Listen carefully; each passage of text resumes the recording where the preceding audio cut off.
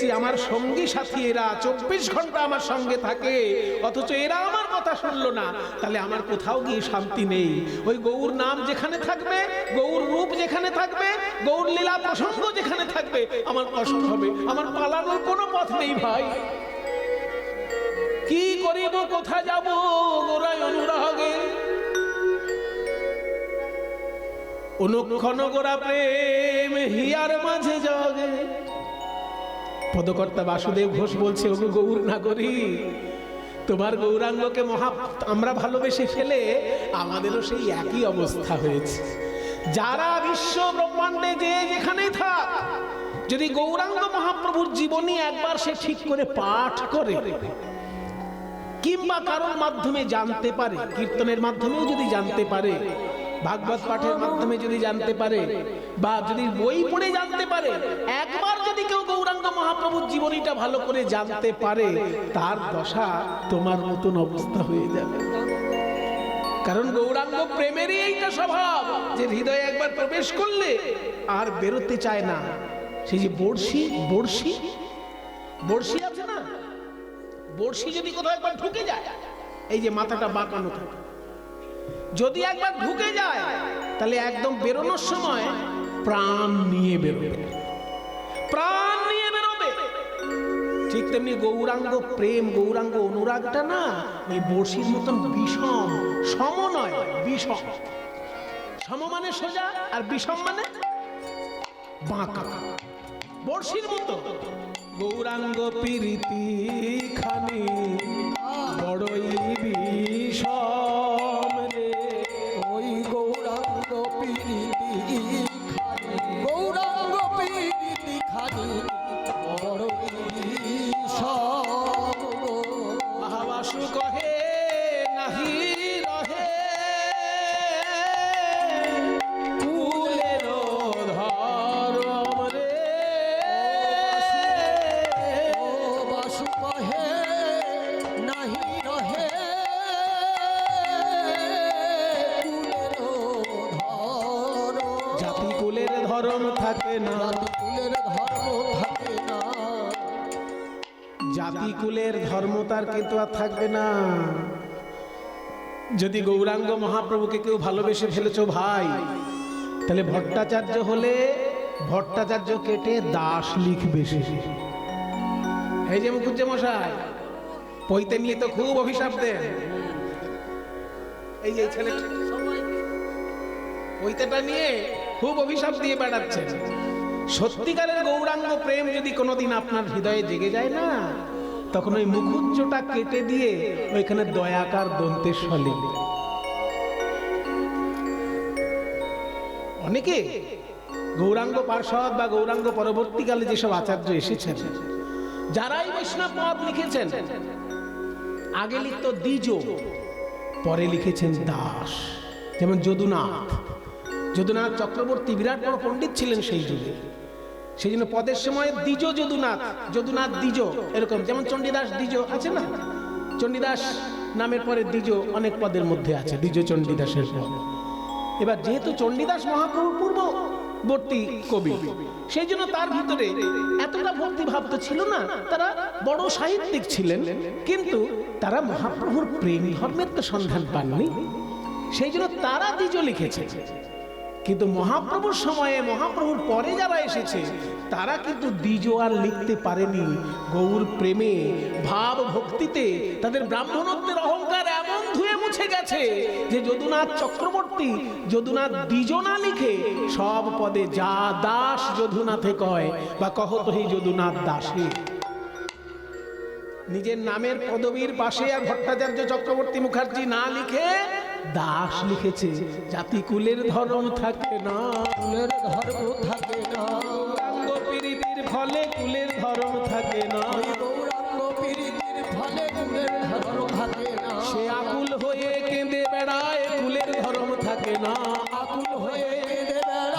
গৌর তোমার হলাম বলে আকুল হয়ে,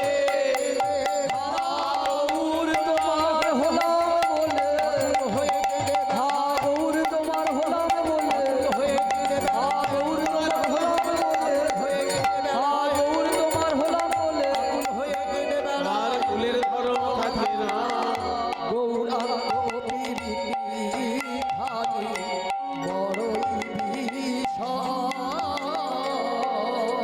জাতিকুলের অহংকার থাকবে না যদি সে সত্যি সত্যি গৌরাঙ্গ মহাপ্রভুকে ভালোবেসে ফেলে। তার সব থেকে বড় একটা উদাহরণ, একজন বড় পণ্ডিত ছিলেন, কিন্তু তিনি পরবর্তীকালে পাণ্ডিত্য ত্যাগ করে বৈষ্ণব আচার্য হয়েছিলেন। তার নাম হরেন্দ্রনাথ চক্রবর্তী। কলকাতা বিশ্ববিদ্যালয়ে সংস্কৃতে এত ভালো পড়াশোনা করেছিলেন তিনি যে গোল্ড মেডেল পেয়েছিলেন, গোল্ড মেডেলিস্ট।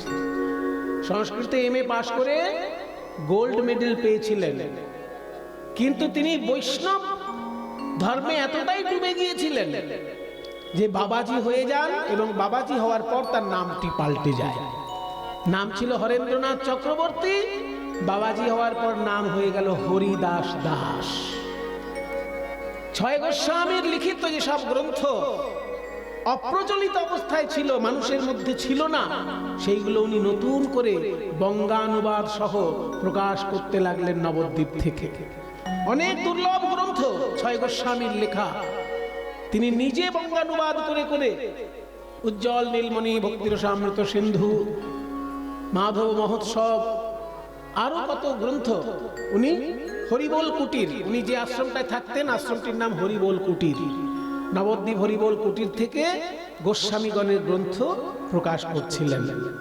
তো এই ছয় গোস্বামীর গ্রন্থ উনি বঙ্গানুবাদ সহ প্রকাশ করছেন বলে বিদেশ থেকে একজন গবেষক এসেছিল কলকাতা বিশ্ববিদ্যালয়ে, জার্মানি থেকে একজন গবেষক এসেছিল যে বৈষ্ণব সাহিত্য নিয়ে আলোচনা করার জন্য। ক্যালকাটা ইউনিভার্সিটি বলল যে সারা বাংলার মধ্যে একজন পণ্ডিতই আছে যে বৈষ্ণব ভাবে একদম সবসময় ডুবে থাকে এবং বিরাট বড় পণ্ডিত, তার নাম হরেন্দ্রনাথ চক্রবর্তী। কলকাতা বিশ্ববিদ্যালয়ে সংস্কৃত এমএতে সে গোল্ড মেডেল পেয়েছিল, এমএ ফার্স্ট ক্লাস ফার্স্ট হয়েছে। মানে এতটাই গুণ যে কোনো একটা বড় ইউনিভার্সিটিতে অধ্যাপক হয়ে যেতে পারতেন, কিন্তু অধ্যাপক না হয়ে তিনি ত্যাগী বৈষ্ণব হয়েছিলেন। এবার ওই জার্মানি থেকে যে গবেষক এসেছে তাকে পাঠিয়েছে কলকাতা ইউনিভার্সিটি থেকে, যে নবদ্বীপে থাকে উনি হরেন্দ্রনাথ চক্রবর্তী, বিরাট পণ্ডিত, ওনার কাছে পাবেন বৈষ্ণব তত্ত্ব নিয়ে আলোচনা করতে গেলে। এবার ওই জার্মানির গবেষকটি যখন নবদ্বীপে এসেছে, হরিদাস দাসের কাছে গিয়ে পৌঁছেছে, ঠিকানা নিয়ে পৌঁছেছে। হরিদাস দাসকেই জিজ্ঞেস করছে যে হরেন্দ্রনাথ চক্রবর্তী কে আছেন এখানে। তখন হরিদাস দাস কি বলেছিল জানেন? হরেন্দ্রনাথ চক্রবর্তী মারা গেছে, এখানে হরিদাস দাস থাকে। কতখানি ভালোবাসা গৌরাঙ্গ মহাপ্রভু! তার নাম যে হরেন্দ্রনাথ চক্রবর্তী, সেই কথাটা সে নিজেই চিরকালের মতন বিস্মরণ হয়ে আছে। তার নাম বলে যখন বিদেশ থেকে একজন এসেছে তার সঙ্গে আলোচনা করতে, সে বলছে হরেন্দ্রনাথ চক্রবর্তী মারা গেছে, হরিদাস দাস এখানে থাকেন। তার মানে কি? ব্রাহ্মণত্বের অহংকার পুরোপুরি ধুয়ে মুছে একদম শেষ হয়ে গেছে, বৈষ্ণব ভাবে ডুবে গেছে তার হৃদয়। তাই পদকর্তা বাসুদেব ঘোষ বলছেন যে সাবধান, মহাপ্রভুকে কিন্তু ভালোবেসো না ভাই, তাহলে কিন্তু তোমার অহংকার অভিমান সব ধুয়ে মুছে শেষ হয়ে যাবে। গৌরাঙ্গ প্রীতিখানি বড়ই বিষম, বাসু কহে নাহি রহে কুলের ধরম, মানে জাতি কুলের ধরম থাকবে না। আরে বাসু কহে নাহি রহে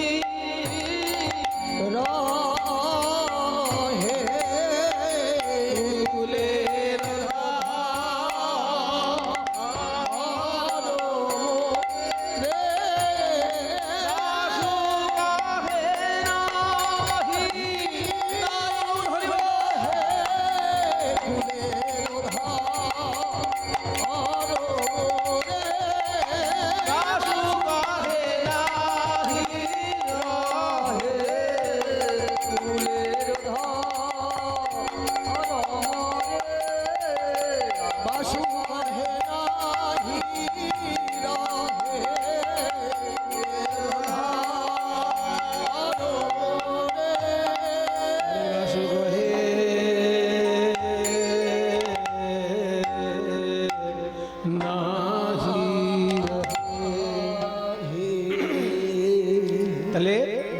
মহাপ্রভুকে ভালোবেসে নবদ্বীপ নাগরীর কি অবস্থা আমরা শুনলাম। এইবার চলুন মধুময় বৃন্দাবনে, সেইখানে দেখব বিরহের যে তৃতীয় স্তর প্রেম বৈচিত্র্য, মানে কৃষ্ণ বৃন্দাবনেই আছে অথচ কৃষ্ণের জন্য যে মনে ব্যথা, সেটাকে বলে প্রেম বৈচিত্র্য। আর প্রেম বৈচিত্র্যের ভাবটি আক্ষেপ অনুরাগ লীলায় ফুটে ওঠে। আক্ষেপ অনুরাগ হচ্ছে অনুরাগের তিনটি ভাগের মধ্যে একটি। পূর্বরাগ আর অনুরাগ দুটো তো ভালোবাসা, মিলনের আগে পর্যন্ত যে ভালোবাসা তাকে বলে পূর্বরাগ, আর মিলনের পর থেকে যে ভালোবাসা তাকে বলে অনুরাগ। এই অনুরাগটা তিন ভাগে বিভক্ত। অনুরাগ ভবে ত্রিধা রূপাদাক্ষেপত ক্রমাৎ অভিসারানুরাগস্য অনুরাগ ত্রিধা ভবে। অর্থাৎ রূপানুরাগ, আক্ষেপ অনুরাগ এবং অভিসার অনুরাগ, তিন রকমের অনুরাগ হয়। তার মধ্যে আক্ষেপ অনুরাগ আবার 8 রকমের হয়। ওরে বাবা, 8 রকমের? হ্যাঁ, আক্ষেপ অনুরাগ 8 রকমের হয়। 8 রকমের আক্ষেপ অনুরাগ কি কি সেটাও রূপ গোস্বামী পাদ বলছেন সংস্কৃত শ্লোকে। কৃষ্ণং চ মুরলিং চৈব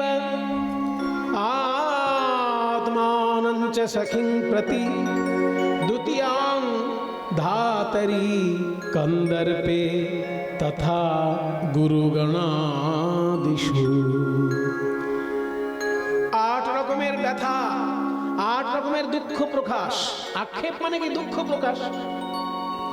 8 রকমের দুঃখ প্রকাশ করেছেন রাধারানী। কি কি না, প্রথমে কৃষ্ণের প্রতি দুঃখ প্রকাশ।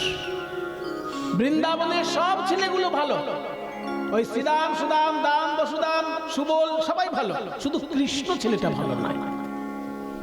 এই কৃষ্ণ ছেলেটা ছাড়া আর সব ভালো। বলি কালারও লাগিয়ায় আমি হব বনবাসী, ওই কালা নীল জাতি কুল আর প্রাণে নীল বাসী। বৃন্দাবনে তো শ্রীদামও থাকে, সুদামও থাকে। সুদাম বৃন্দাবনে থাকে না? তো কোনো মেয়েদের পিছনে ঘুরঘুর ঘুরঘুর করে বাঁশি বাজিয়ে বেড়ায়। এই কালো ছেলেটাই যত নষ্টের গোড়া। বাঁশি বাজিয়ে বাজিয়ে আমাদের একদম সর্বনাশ করে ছাড়লো। আমরা কুলকামিনী, বৃন্দাবনের মর্যাদাপূর্ণ আমরা রাজকন্যা, যাত্রার মুখের দিকে আমরা তাকাই না। আর ওই রাখাল ছেলের মুখের দিকে সারাদিন তাকিয়ে থাকতে হচ্ছে। এত মিষ্টি বাঁশি বাজায় আর এত মিষ্টি হাসি ঝরে পড়ে ওর মুখ থেকে। সব ছেলে ভালো, এই কৃষ্ণ ছেলেটাই ভালো। এটা যে প্রথম আক্ষেপ, যে কৃষ্ণের প্রতি আক্ষেপ। তারপরে দ্বিতীয় আক্ষেপ কি? মুরলীন চৈব, বলে কৃষ্ণ ভালো, ওই বাঁশিটার জন্যই ওর সর্বনাশ হচ্ছে। কৃষ্ণ আছে অথচ বাঁশি নাই, তাহলে আর ভালোবাসা থাকবে না। ওই মিষ্টি মিষ্টি করে বাঁশিটা বাজাচ্ছে বলেই তো আমাদের সর্বনাশ হচ্ছে। প্রথম রন্ধ্রের প্রেমে ব্রহ্মার ভাঙিল ধ্যানে, দ্বিতীয়তে যমুনাও যায়, তৃতীয় রন্ধ্রের কথা শুনো বৃষভানুসুতা পবনের হতগতি হয়। আরে বাবা, ব্রহ্মার ধ্যান ভেঙে যাচ্ছে কৃষ্ণের বাঁশিতে, ব্রজগোপীর হৃদয় বলবে না? বৃন্দাবনের কঠিন পাথর বলে যাচ্ছে কৃষ্ণের বাঁশির সুরে, ব্রজগোপীর হৃদয় বলবে না? ওই যে কি সুন্দর একটা পদ আছে না, গাও পুরনো পুরনো গান সব মনে পড়ে যায় মাঝে মাঝে। দাস পেরে পরম মধু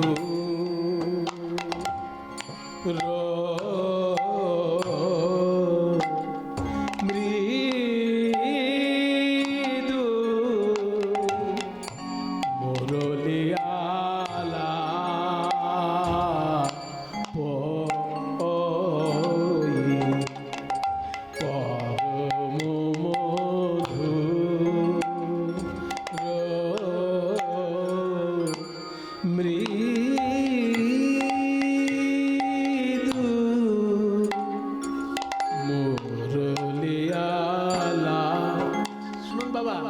সব গান কিন্তু গুরুর কাছে শেখা যায় না, সবসময় কান খাড়া রাখতে হয়।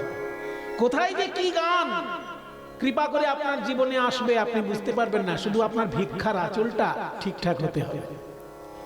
আমি মালদা জেলায় কীর্তন করতে যখন যেতাম, অনেক বছর আগের কথা বলছি, 30-35 বছর আগে, একজন বয়স্ক লোক তিনি কীর্তনিয়া। তিনি এ সময় বলেছিলেন, বাবা তুমি তো বেশ ভালোই গান গাইছো দেখছি পুরনো, এই গানগুলো জানো নাকি? এই বলে দেখছি 3-4টে গান উনি এত সুন্দর সুন্দর প্রাচীন কীর্তন ওইখানে বসেই আমাকে শিখিয়ে দিলেন, ওইখানে বসেই শিখিয়ে দিলেন। আর আপনার যদি অহংকার থাকে, হে মশাই কে হে তোমার কাছে আমি গান শুনতে যাবো, 12টা বেজে গেল আপনার জীবনে। ভিক্ষার আচল রাখবেন সবসময়। যদি বড় হতে হয় জীবনে, সবসময় ভিক্ষার আচলটা বড় করতে হয়। ওর জন্য আমাদের দেশে যত মহাপুরুষ সবার কাছে ভিক্ষার আচল আছে। বুদ্ধদেবকে দেখুন, রাজার ছেলে কিন্তু ভিক্ষা অন্নে জীবন কাটিয়েছেন। শঙ্করাচার্যকে দেখুন, সনাতন ধর্মের শ্রেষ্ঠ আচার্য কিন্তু সন্ন্যাসী বলে ভিক্ষা করেন। চৈতন্য মহাপ্রভুকে দেখুন, সারা ভারতবর্ষে ভিক্ষা করেছেন। বড় হতে গেলে ভিক্ষার আচলটা ঠিকঠাক করতে হয়। ওই মালদা জেলে একজন বয়স্ক কীর্তনী আমাকে এটি মানে সামনে নিজেই কৃপা করে এসে শিখিয়েছিলেন। এই গানটা জানো বাবা? না, এটা জানি না, শিখিয়ে দিই। পরম মধুর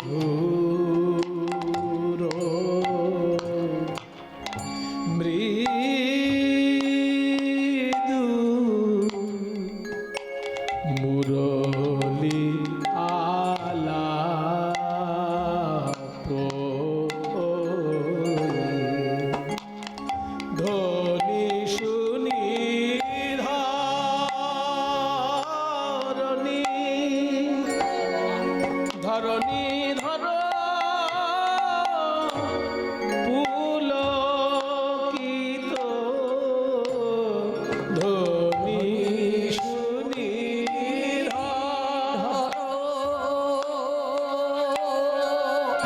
পলাশ বড় গান খুব ভালোবাসে, প্রচুর বড় গান শুনেছে, অনেক তুলেও নিয়েছে। ও বলছে এই গানটা আজকে প্রথম শুনছি। ও ধ্বনি শুনি ধরণী ধরণী ধর পুলকিত। শব্দগুলো শুনুন, বাঁশি শুনে কার কি অবস্থা? ধ্বনি শুনি ধরণী ধরণী ধর পুলকিত। ধরণী মানে কি? পৃথিবী। পৃথিবী পুলকিত হচ্ছে, সেই জন্য যেন পৃথিবীর ভেতর থেকে গাছ বেরোচ্ছে। আমরা যেমন পুলক, আমাদের যে পুলক হলে যেমন লোমগুলো খাড়া হয়ে ওঠে, তেমনি পৃথিবী যখন কৃষ্ণের বাঁশি শুনছে তার ভেতর থেকে গাছ অঙ্কুরিত হচ্ছে। আবার ওই পৃথিবীকে যে মাথায় ধরে আছে সেই অনন্ত নাগ, সেও কৃষ্ণের বাঁশি শুনে পুলকিত হচ্ছে। তাই ধরণী এবং ধরণী ধর মানে পৃথিবীও পুলকিত, আবার পৃথিবীকে যে মাথায় ধরে আছে সেই অনন্ত নাগ, সেও কিন্তু পুলকিত। ধ্বনি শুনি ধরণী ধরণী ধর পুলকিত। আহা চমকি পড়ল ব্রজ ভরিয়া।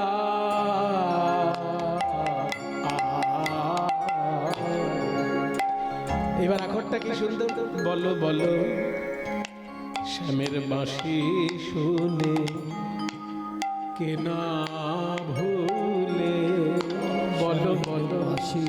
বাঁশি শুনে কে না ভুলে, কত মুনি ঋষি ভুলে গেল। শ্যামের বাঁশি শুনে কে না ভুলে, কত মুনি ঋষি ভুলে গেল। ব্রজগোপী ভুলবে সে আর কি কথা, কত মুনি ঋষি ভুলে গেল। ব্রজগোপী ভুলবে সে কি কথা, কত মুনি ঋষি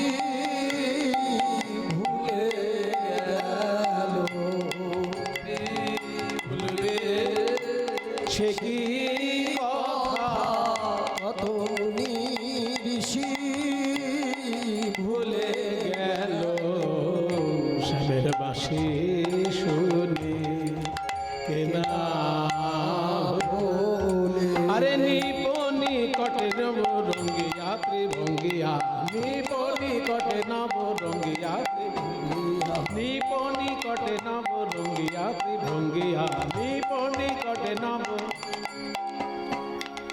নিপ নিকটে নব দেখো সব দন্তের ন দিয়ে শেষ অনুপ্রাস অলঙ্কার যেমন দামিনী দাম ও দমন রুচি দর্শনে দ দ দ তেমনি এখানে ন ন ন নিপ নিকটে নবরঙ্গিয়া ত্রিভঙ্গিয়া নিপ মানে কদম গাছ নিকটে মানে কাছে নবরঙ্গিয়া নতুন নতুন যেন রঙ্গ প্রকাশ করছে বাঁশি বাজি ত্রিভঙ্গিয়া তিন জায়গায় তার বাঁকা চরণ বাঁকা কোমর বাঁকা আর ঘাড় বাঁকা এই যে নব নব রঙ্গ প্রকাশ করছে তিন জায়গায় বাঁকা অঙ্গ করে নিপ নিকটে নব রঙ্গিয়া ত্রিভঙ্গিয়া নিপ নিকটে নব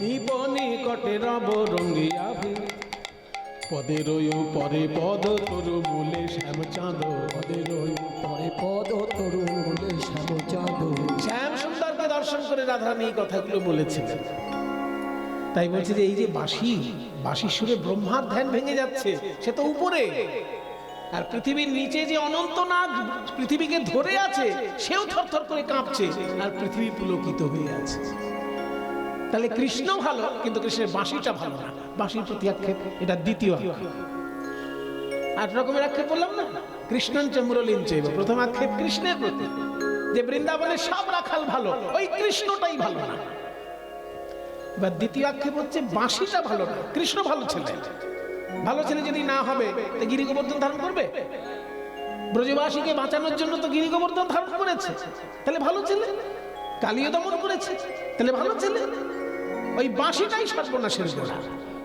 তাই বংশী প্রতি আক্ষেপ কৃষ্ণঞ্চ মুরলীঞ্চ তৃতীয় আক্ষেপ হচ্ছে আত্মানঞ্চ মানে নিজের প্রতি আক্ষেপ যে কৃষ্ণও ভালো কৃষ্ণের বাঁশিও ভালো আমি মেয়েটা ভালো জানি তাই জানি তাই জানি তাই জানি তাই জানি তাই হ্যালো হ্যালো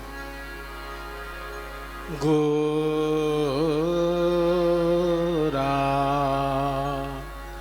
ও অনু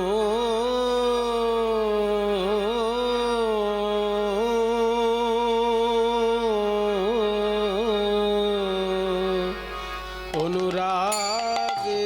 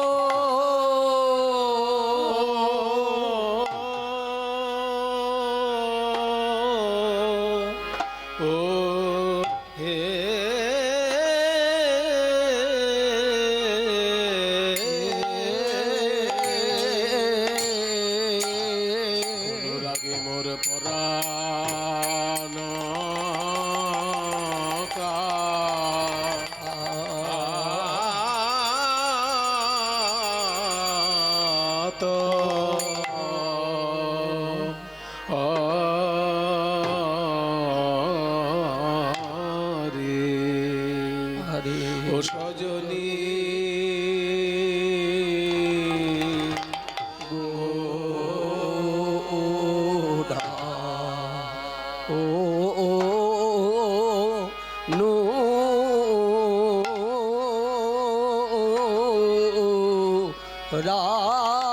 রাগে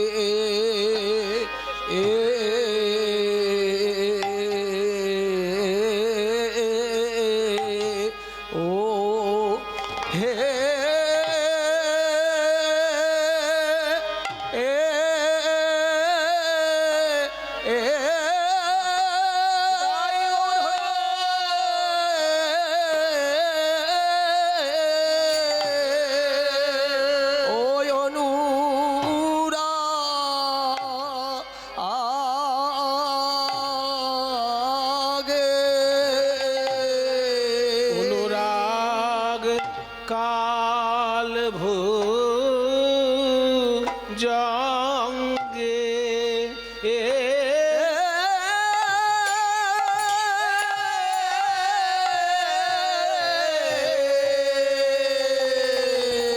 অনুরাগ ভুজঙ্গে দংশন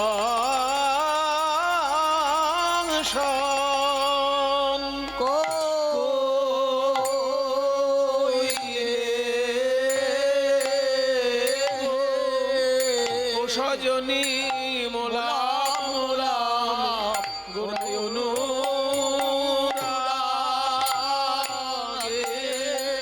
বিষে অঙ্গ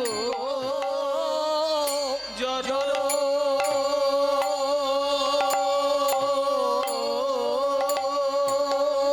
অঙ্গ জড় জড় বিষয় অঙ্গ জড় জড় আমায় অনুরাগ কাল ভোজঙ্গে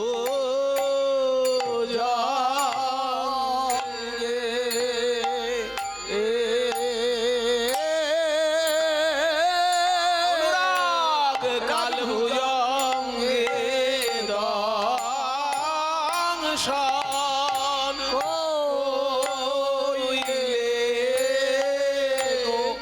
ও সজনী মোলাম মোলাম গোড়ায় অনুরাগে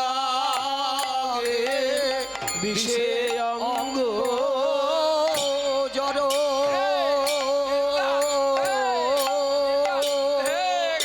ও জড়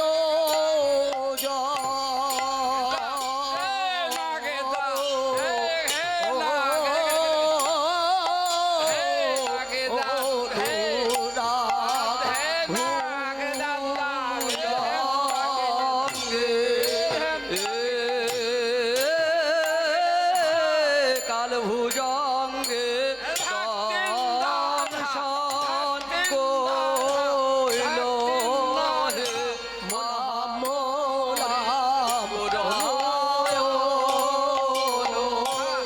বিষয় অঙ্গ জড়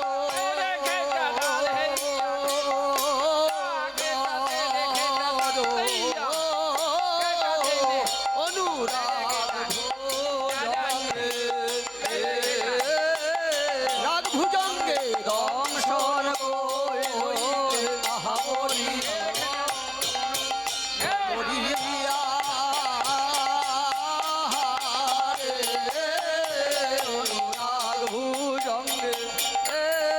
রাগ ভুজঙ্গে দংশন কইল আহা মরিয়া রে মরিয়া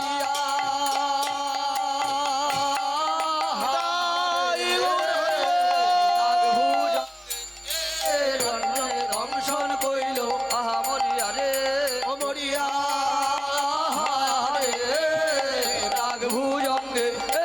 রাগ ভুজঙ্গে দংশন কইল আহা মরিয়া রে অমরিয়া রাগ ভুজঙ্গে দংশন কইল আহা মরি গোড়ায়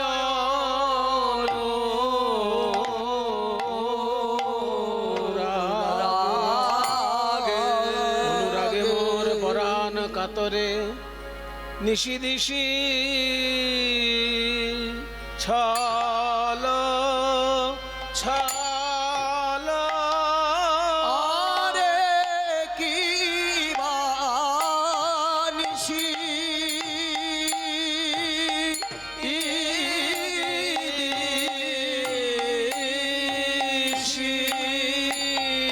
ছলো সজনী রে আরে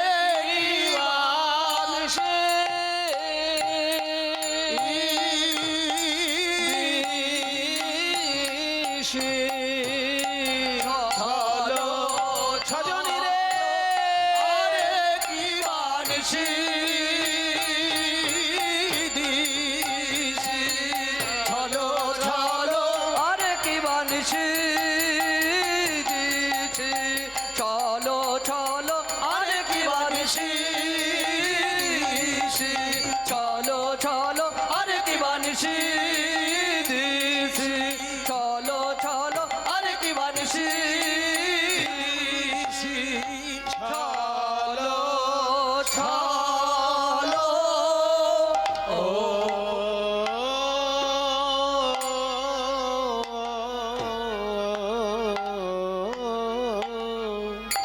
নিশি দিশি ছল ছল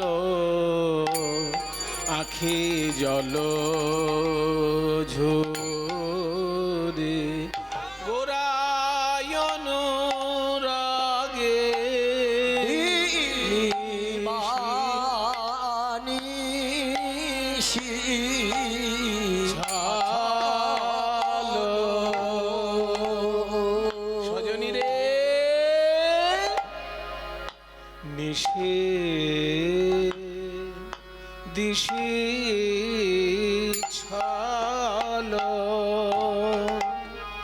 নিশি দিশি ছলো ছলো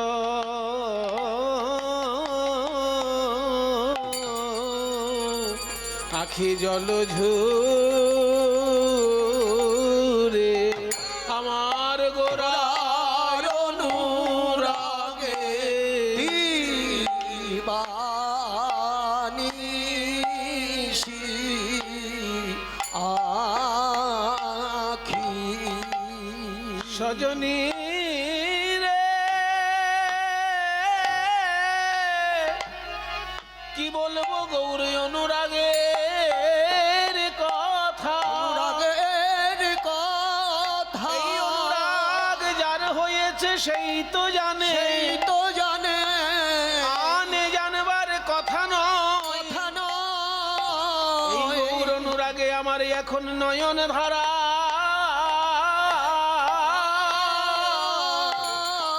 নয়ন ধারার বিরাম নাই সখী গোরায় অনুরাগে দিবানিশি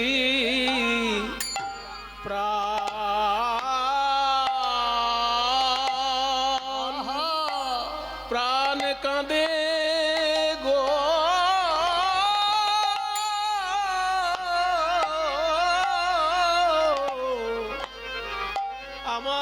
আমার গোরা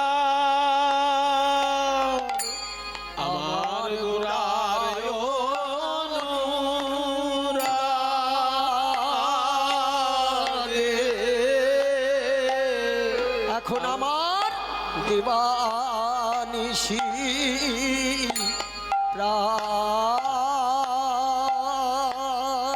বানিশি প্রাণ কাঁদে প্রাণ কাঁদে গো আমার নয়ন ধারার নয়ন ধারার বিরাম নাই গো গোরায় অনুরাগে দিবানিশি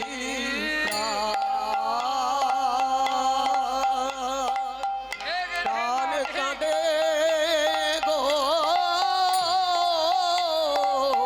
নয়ন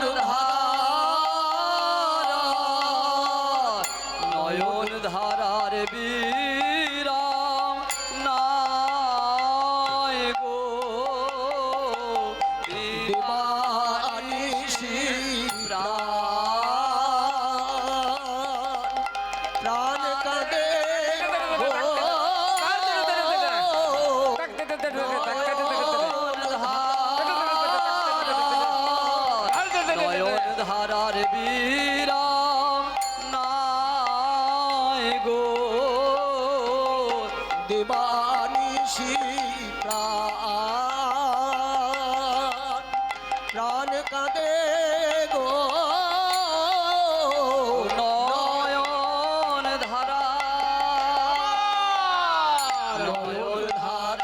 বিরাম নাই গৌর বলে দিবানিশি প্রাণ কাঁদে গো নয়ন ধারার বিরাম নাই গো দিবানিশি প্রাণ কাঁদে গো নয়ন ধারার বিরাম নাই গো দিবানিশি প্রাণ কাঁদে গো নয়ন ধারার বিরাম নিশি প্রাণ কাঁদে গো নয়ন ধারার বিরাম নাই দিবানিশি প্রাণ কাঁদে গো নয়ন ধারার বিরাম নাই গোরায় অনুরাগে নিষিদিশি ছলো वैराग्य विद्या निज भक्ति योगम शिक्षार्थमेकः पुरुषः पुराणः श्री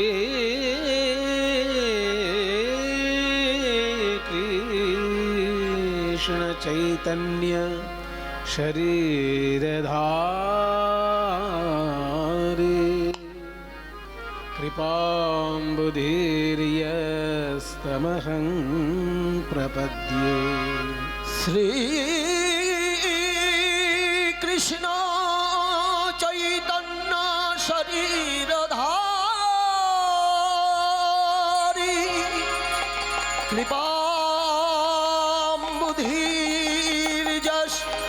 कृपाम्बुधीर्यस्तमहं प्रपद्ये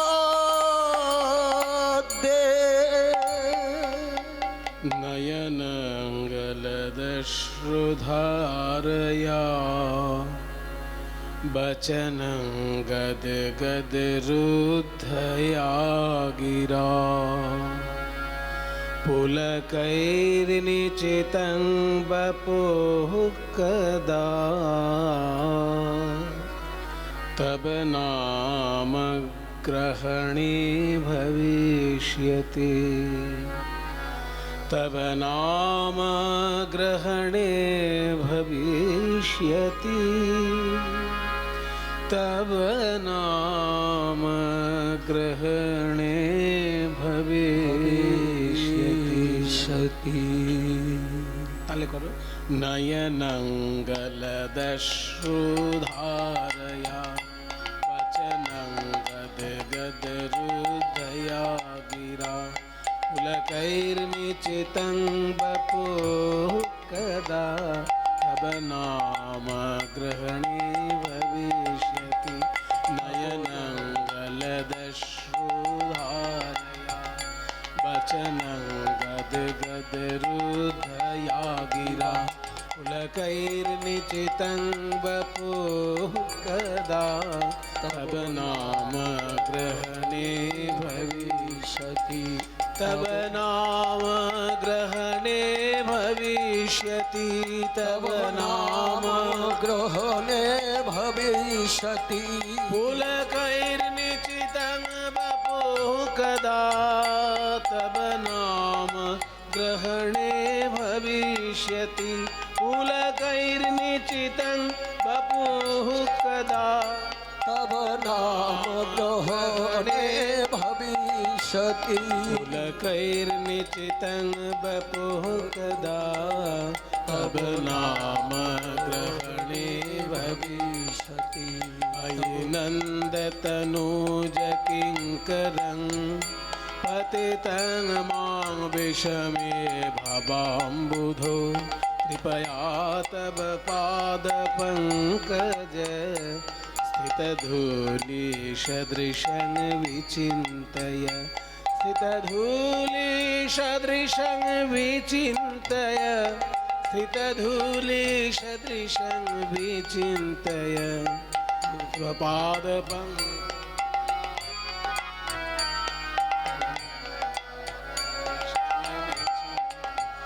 कृपया तव पादपङ्कज स्थितधूलिसदृशं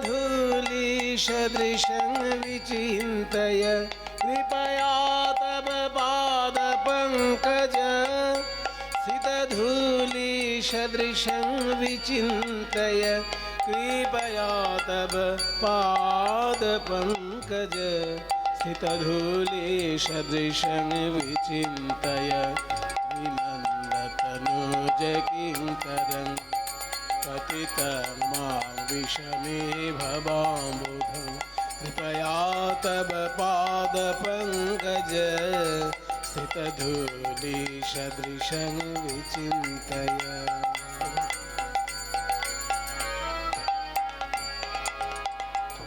জয় নিতাই। উপস্থিত সকল গৌর গোবিন্দ অনুরাগী ভক্তবৃন্দ, সবার শ্রীচরণে আমার ভুলুণ্ঠিত কোটি কোটি দণ্ডবৎ প্রণাম। বড় স্নেহের পলাশ তার অত্যন্ত শ্রদ্ধার মাসিমাকে হারিয়েছে, কিছুদিন আগে তার পিতৃদেবকেও হারিয়েছিল। তাই তাদের স্মরণে এই কীর্তন গানের ব্যবস্থা।